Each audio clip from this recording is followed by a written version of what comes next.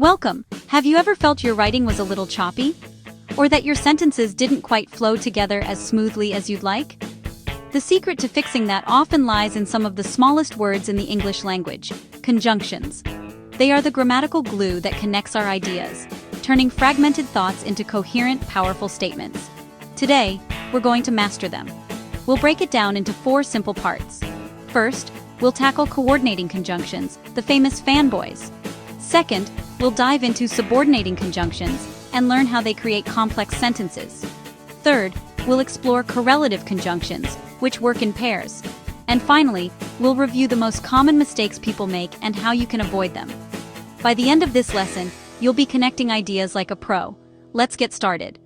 12.1 Coordinating Conjunctions. Let's begin with the most common type. There are only 7 of them, and you can remember them with the acronym FANBOYS. For, and nor, but, or yet, so. The word coordinating means they join things of equal grammatical rank. Think of them as building balanced connections. They can join a word with another word, a phrase with another phrase, or a complete clause with another complete clause. Let's look at each case. For words, I like to read and write. Here, and connects 2 verbs. For phrases, you can find the keys on the table or in the drawer.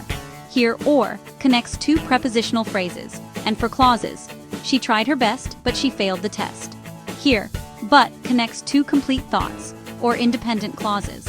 An independent clause is a sentence that can stand on its own, with its own subject and verb. She tried her best is a complete sentence. She failed the test is also a complete sentence. The conjunction but joins them together. Here's another example. We can leave now, or we can wait for the next bus. Both we can leave now and we can wait for the next bus are independent clauses. The conjunction or connects them, showing a choice between 2 equal options. This brings us to a crucial comma rule. When a FANBOYS conjunction joins 2 independent clauses, you must place a comma before the conjunction. Think of the comma as a brief pause that signals another complete thought is coming. For example, the sun was setting, so we decided to head home. Without the comma, the sentence can feel like it's running together. However, and this is important, you do not use a comma when you're just joining 2 words or 2 phrases. For simple pairs like red and blue or run and jump, no comma is needed. The same goes for a sentence with 1 subject and 2 verbs, like she cooked dinner and watched a movie. Here, and is just connecting the 2 actions of the subject, she. It's not connecting 2 independent clauses. Time for a micro quiz. Which of these sentences needs a comma? A. We cooked dinner and watched a movie. B. We cooked dinner and we watched a movie. The answer is B. Why? Because sentence B has 2 independent clauses. We cooked dinner and we watched a movie, each with its own subject and verb. Sentence A has only 1 subject, we, performing 2 actions. 12.2 Subordinating Conjunctions. Now let's move on to our next category. Unlike coordinating conjunctions that join equals, subordinating conjunctions join an unequal pair, a main or independent clause, and a less important or dependent clause. Common examples include because, although, while, when, if, since, unless, after, before, as, and though. A dependent clause has a subject and a verb, but it can't stand alone as a sentence because the subordinating conjunction makes it feel incomplete. For example, because it was raining leaves you waiting for the rest of the idea. The comma rule for subordinating conjunctions is all about order. If the dependent clause comes first, you must separate it from the main clause with a comma. Think of it as an introductory element that needs to be set off. For example, although it rained, we still played the game. The dependent clause, although it rained, comes first, so we use a comma. But if you flip the order and the main clause comes first, no comma is needed.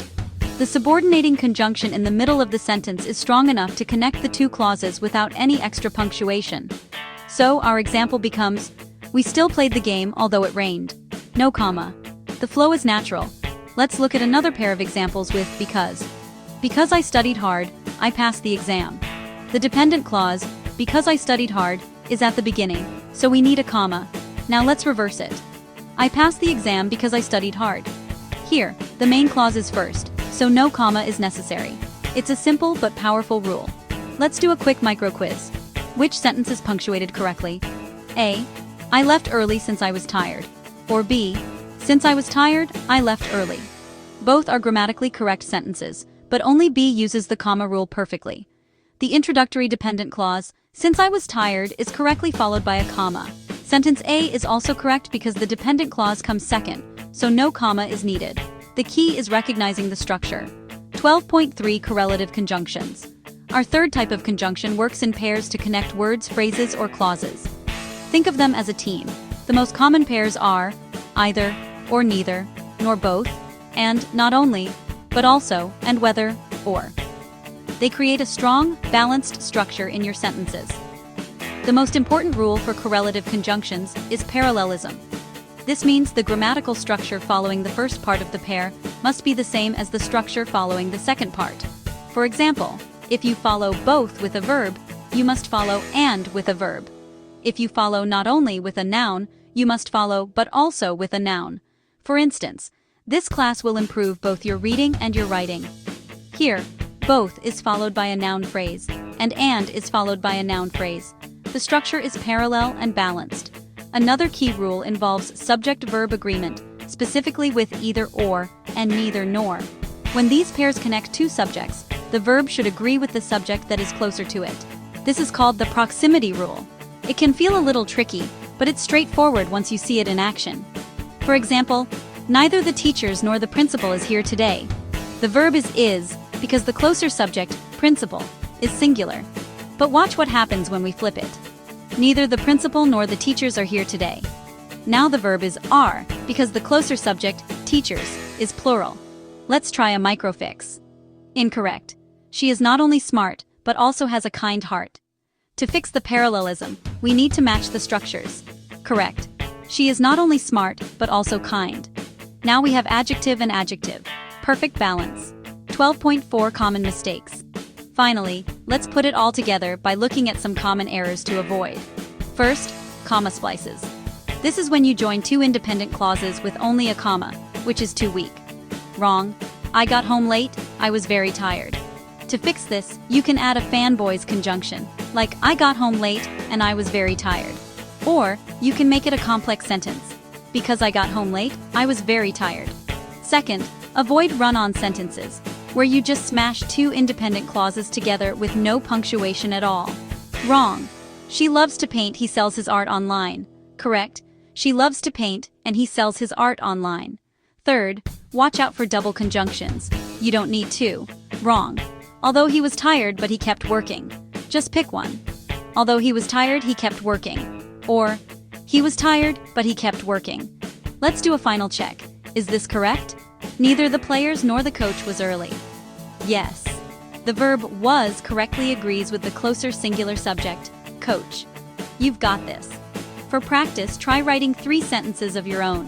One using a FANBOYS conjunction with a comma, one using a subordinating conjunction at the start of the sentence, and one using neither nor. Keep practicing, and these rules will become second nature.